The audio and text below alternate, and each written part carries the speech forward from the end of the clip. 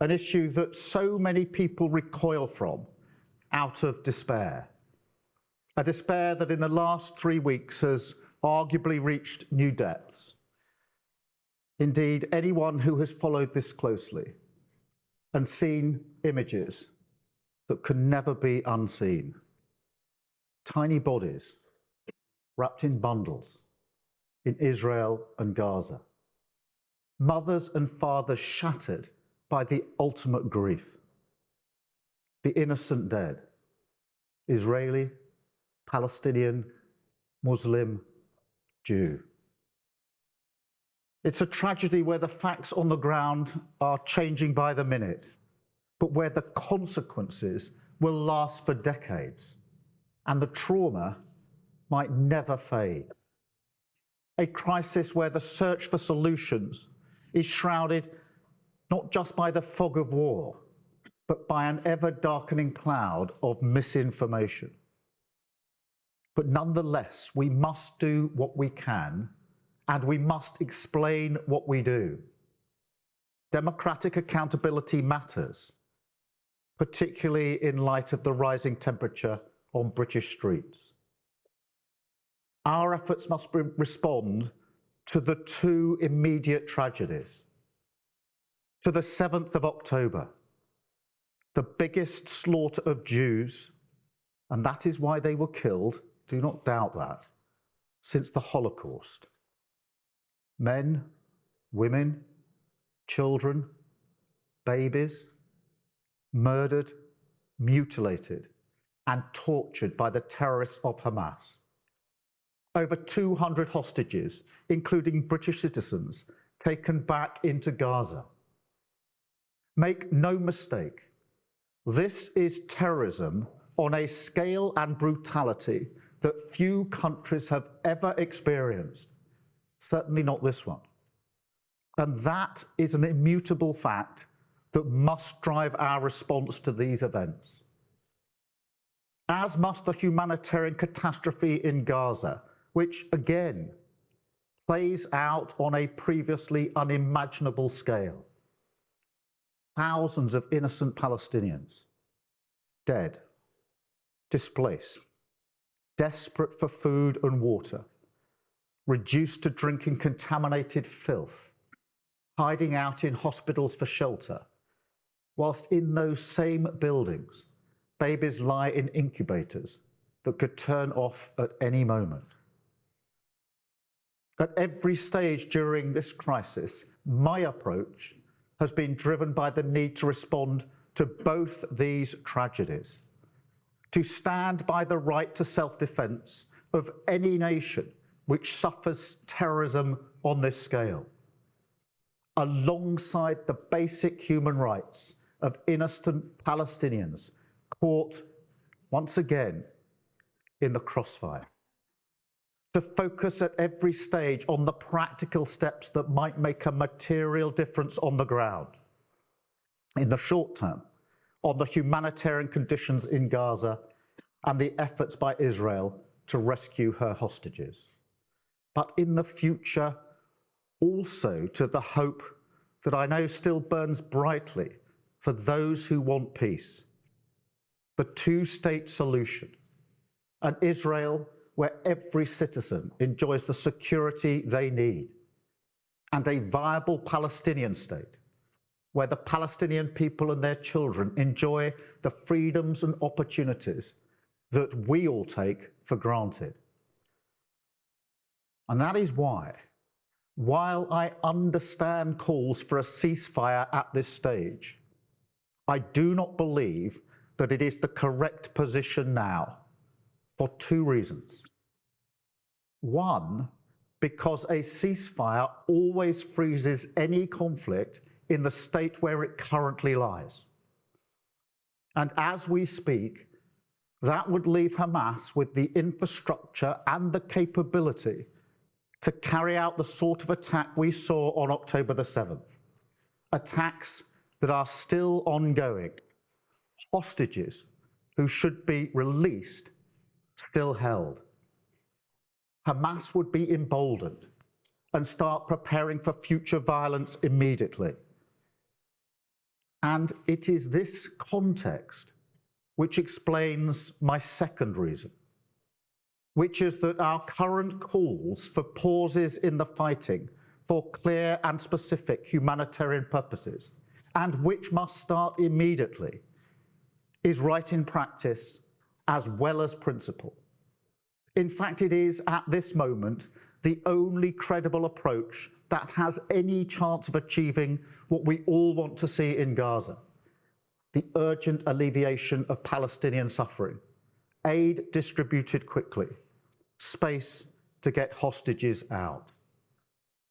That is why is also the position shared by our major allies in the US and the EU. And I urge all parties to heed its call. Over time, the facts on the ground will inevitably change in relation to both hostages being rescued and Hamas's capability to carry out attacks like we saw on October the 7th. And we must move to cessation of fighting as quickly as possible. Because the reality is that neither the long-term security of Israel nor long-term justice for Palestine can be delivered by bombs and bullets. Open-ended military action, action without a clear and desired political outcome, is ultimately futile. This needs to begin now, because a political agreement, however unlikely that seems today, however painful the first steps are to take, is the only way to resolve this conflict once and for all. That is why our position and our counsel has always been that Israel must submit to the rules of international law. The right to self-defense is fundamental, but it's not a blank check. The supply of basic utilities like water, medicines, electricity, and yes, fuel to civilians in Gaza cannot be blocked by Israel. Every life matters, so every step must be taken to protect civilians from bombardment. Palestinians should not be forced to leave their homes en masse. But where they have no choice but to flee within Gaza, we need crystal clear guarantees that they will be able to return quickly. You cannot overstate the importance of this last point. In conflicts like this, the most painful blows are those that land on the bruises of history. And for Palestinians, the threat of displacement sends a shiver down the spine. It must be disavowed urgently, clearly, and by all. Because while it may feel like a truism, so often the trauma of the present leads directly to the tragedy of the future. Hamas know this. They knew Israel would have to respond. Their aim on October the 7th was not just to kill Jews. It was to bring death upon their fellow Muslims in Gaza. A plan written in blood to isolate Israel from the West, destroy its improving relations with other Arab nations, and ultimately provoke wider regional conflicts across the Middle East. That threat remains real. And I echo President Biden's sage advice to Israel to understand in its own interests why a whirlwind of understandable emotion and rage must not blind it to the fact that it is Hamas it must target. Hamas that is the enemy. Hamas brutality that must be prevented, and not the Palestinian people who must be protected. So I say again, we have to get many more aid trucks across the Rafah crossing. We have to get food, water, electricity, medicine, and fuel into Gaza. We have to preserve innocent lives. Hospitals must be protected and cannot become targets.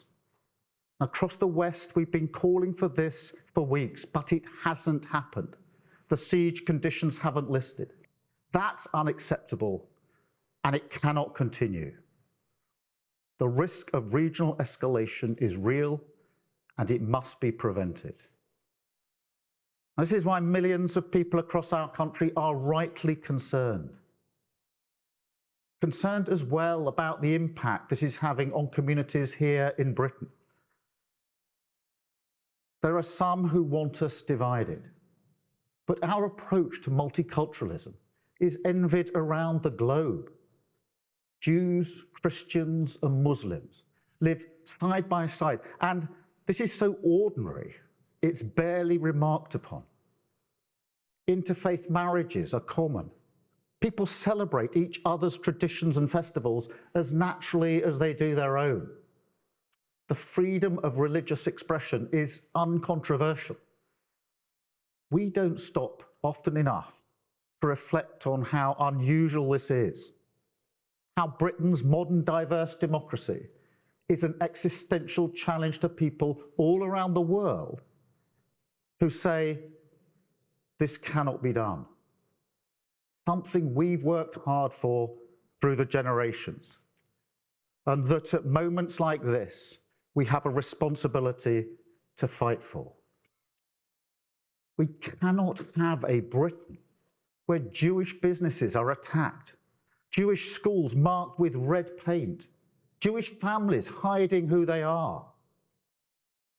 We cannot have a Britain where Muslim women feel scared to take public transport, mosques are attacked, Palestinian restaurants receive death threats. No, this isn't our Britain. And in the Labour Party, we will have to reach out to communities under pressure and show them the respect and empathy they deserve as a fundamental British right. But ultimately, the gravest ramifications of failure will, of course, be felt in the Middle East itself.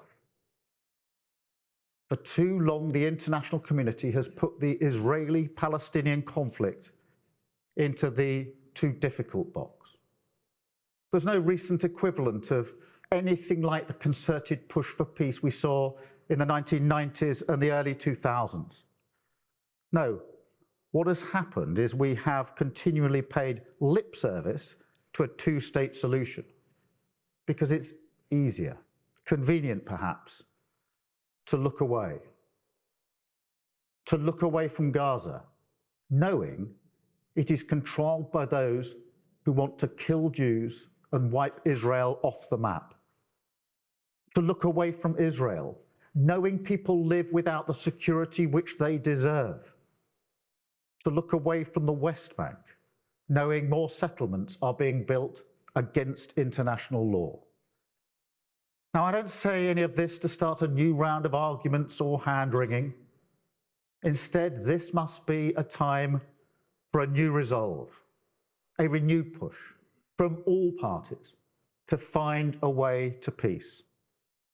It will mean engaging with our Arab partners, working urgently on viable plans for a Palestine free from the terrorism of Hamas. It will mean engaging with Israel, seeking to address its security concerns in the future, but showing clearly that the settlement building is unacceptable, unlawful, and has to stop. The Palestinian people need to know there is a genuine will and determination from Israel, from Arab states, from the West, to finally address their plight in deeds as well as words. Because the Palestinian claim to statehood is not in the gift of a neighbour, it is inalienable right of the Palestinian people, and the clear logic of any call for a two-state solution. So my Labour Party will fight for that cause. We will work with international partners towards the recognition of a Palestinian state as part of a negotiated, just, and lasting peace. Because even in the darkest days, in fact, especially in the darkest days, we have to keep alive the light of peace. Fight despite the horror of the present for the fragile hope of the future, focusing always on the difference we can make. This is an old conflict, but it is not and never has been an issue that will be solved by the black and white simplicity of unbending conviction. Rather, the colour of peace, always in conflict resolution, is grey.